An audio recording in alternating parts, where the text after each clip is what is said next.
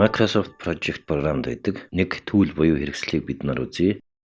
Энэ хэрэгслийн тусламжтайгаар төслийн явцыг бусад хүмүүст танилцуулахад маш тохиромжтой байдаг. Энэ хэрэгслийг бид нар таймлайн буюу хугацааны хуваар гэж нэрлэдэг. За таймлайн хэрэгслийг идэвхжүүлэхийн тулд View tab дээр тавшина.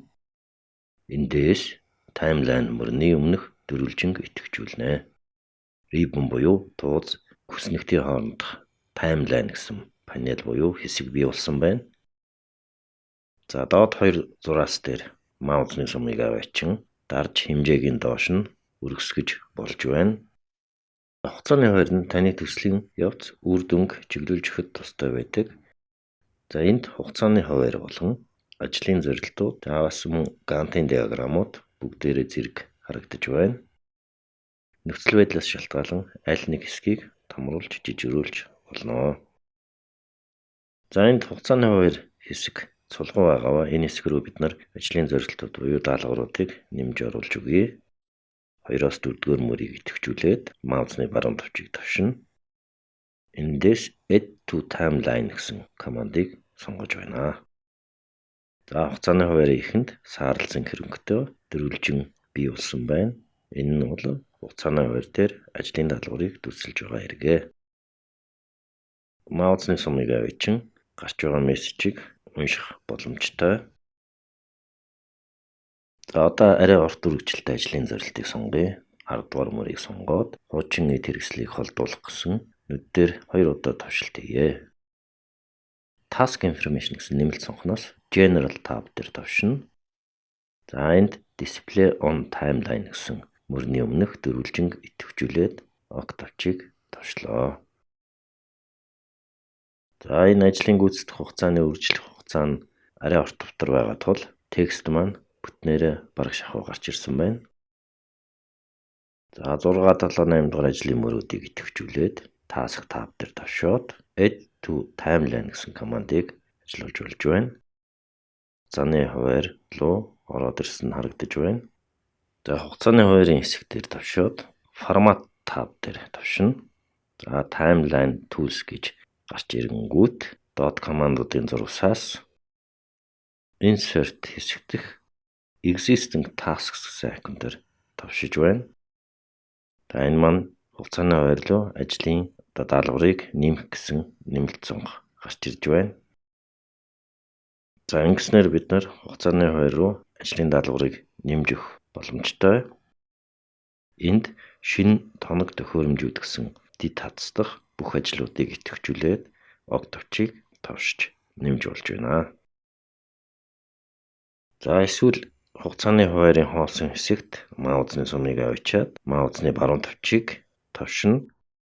За эндээс Insert Task мөрнөөс Existing Tasks гэсэн командыг ажиллуулах боломжтой.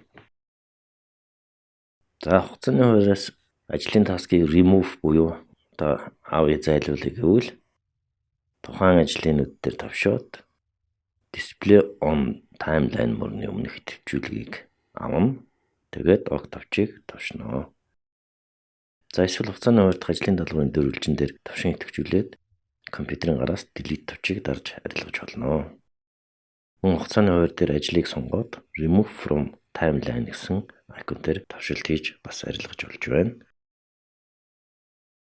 За ийм байдлаар бид энэ ихний хэсэгт хугацааны хуваарийн тухай үндсэн ойлголтыг үзлээ. Одоо дасгалын тулдуур хатснаас My Timeline 1 гэсэн ажлын файлыг нээе. Эндээс хугацааны хуваараа идэвхжүүлээд Format tab дээр тавшаад Pan and Zoom гэсэн мөрний өмнөх идэвхжүүлгийг авъя. Дөрвөлжин ногоон хүрээ байхгүй болсныг бид нар харж байна. За буцаагаад идэвхжүүлэхэд ногоон хүрээ бүхий дөрвөлжин бий болсон байна. За бид нар маусны сумаа энэ дөрвөлжин хүрээний дээд тал буюу арай бүдүүфтэр зураас дээр аваачаад хэрээс сум гарч ирэнгүүт баруун тийш нь чирэхэд Gantt диаграм маань бас адил баруун тийш хөдөлж байгаа нь харагдаж байна.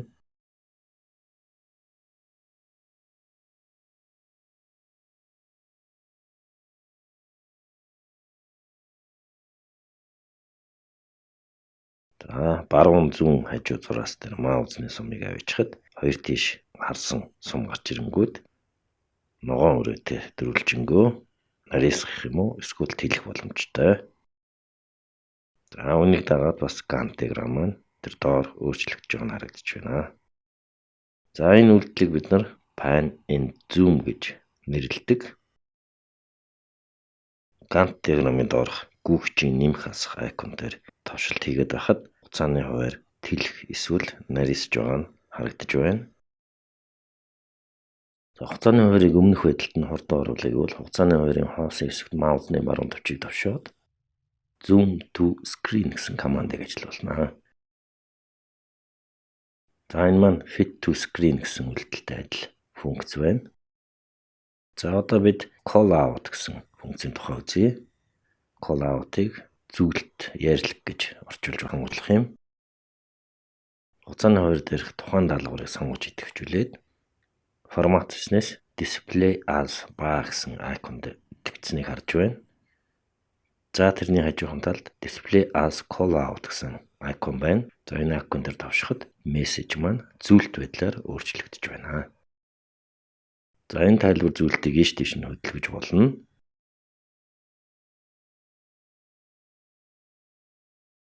Тухайн ажлуудын summary task нэрийг гаргаж ирье. Existing task дээр тавшоод 1-р үе шат гэсэн мөрний өмнөх дөрвөлжинг идэвхжүүлнэ. За энийг summary name гэж хэлээд байгаа англиар. За ингээд идэвхжүүлээд ок тавчийг товчлоо. За ингээд хугацааны цагийн хуваар дээр 1-р үе шатны дөрвөлжин хүрээг идэвхжүүлээд display as call out айкон дээр товшилт хийлээ. За ингээд хугацааны хуваар дээр энэ бүлэг ангилалд хамаатай бүх ажлуудыг хамааруулсан зүйлт тайлбар үүссэн байна. За ийм байдлаар бид нар 2-р үе шатыг бас хийж болж байна. 2-р үе шатыг ийм байдлаар бас call out буюу зүйлт тайлбарлуулж өгч байна. За ийм байдлаар бид нар энэ хэсэгт таймлайн буюу хугацааны хуваар энэ тухай ойлголтыг үзлээ. Мөн хугацааны хуваарийн pan and zoom call out гэсэн ойлголтуудыг энэ хэсгээр үзэж дуслаа.